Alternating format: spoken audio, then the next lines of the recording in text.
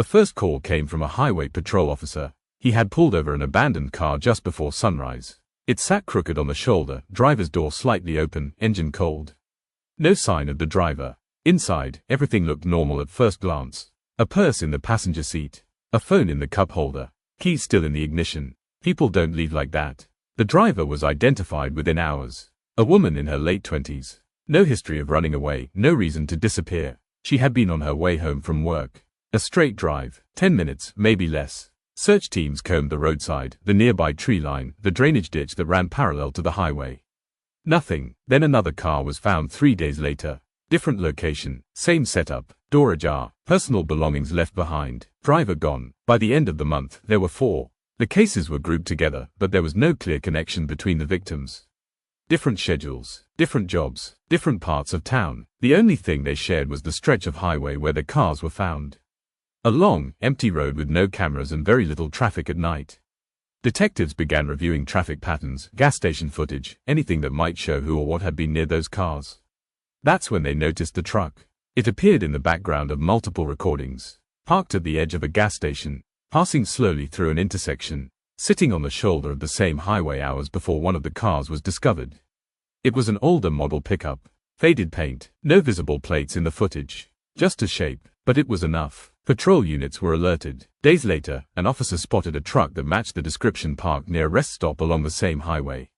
The driver was inside. He looked ordinary, middle-aged, calm, cooperative. He said he'd traveled often, did odd jobs, slept in his truck sometimes. When asked about the highway, he shrugged. Just passing through. They didn't have enough to hold him, so they let him go. 2 nights later, another car was found abandoned. Same pattern. This time, they moved faster. The truck was located again, parked behind a closed service station just off the highway. Officers approached cautiously. The driver didn't resist when they pulled him out. What they found in the truck changed everything. The bed of the pickup had been modified. A false floor installed beneath a layer of tools and scrap materials. Underneath was a narrow compartment, just large enough to hold a person. Inside, there were restraints. And something else. Cloth, personal items, things that didn't belong to the man who owned the truck. A warrant led him to a small property several miles off the highway, hidden behind dense trees. The house was barely visible from the road. Inside, it was quiet.